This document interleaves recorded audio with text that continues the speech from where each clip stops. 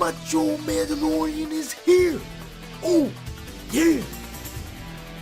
Hey guys, Django Fett here, and if you're like me and finished the Marvel Netflix Luke Cage show in practically one day, or a few days or weeks if you're a normal human being, that is, and constantly speculating on the next season of these amazing shows and want to see even bigger and better things to happen, implement a lot from the Marvel comics into the Marvel Cinematic Universe, you know what I'm talking about. So these are the 5 things that I think we all need to see happen in Luke Cage Season 2. Heavy spoilers for Luke Cage Season 1 if you don't know already. You have been warned. Number 5. Start with Luke Cage and Iron Fist creating the Heroes for Hire team. If you don't know who the Heroes for Hire are, they are a small team business of superheroes hired by people who need protection and or professional investigation. First created by Luke Cage and Iron Fist and would eventually grow into a bigger team with many different interchanging members. This was referenced once in the TV show, but Luke said he was not for hire. But considering he lost his business, the guy needs money to survive, and what better way than to create the Heroes for Hire team.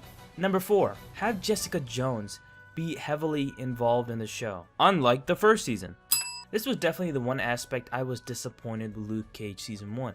I expected Jessica to have a significant role in the show, but she unfortunately did not appear once, which bummed me out. Considering Luke Cage had a heavy role in Jessica Jones Season 1, I expected the same with the Luke Cage show with Jessica Jones being involved. But we can only hope Season 2 makes a change and actually involves Jessica Jones. Number 3.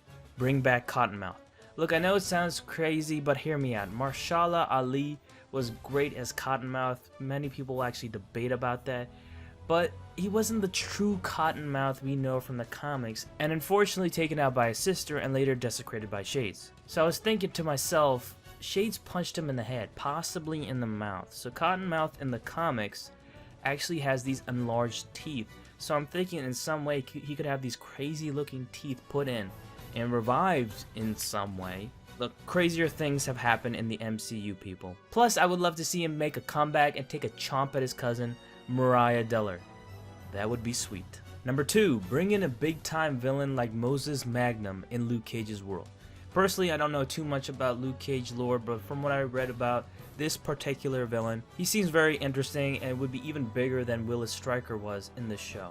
Moses Magnum, if you don't know, is one of the most powerful and most ambitious of all of the Luke Cage villains, and more interested in world domination. Moses became an established weapons manufacturer and mining owner, and unlike Stryker, he thinks of the bigger picture of things instead of just focused on city dominance and ousting a local superhero. Moses is the next big villain in the Luke Cage lore, so it would make the most sense compared to others like Mr. Fish.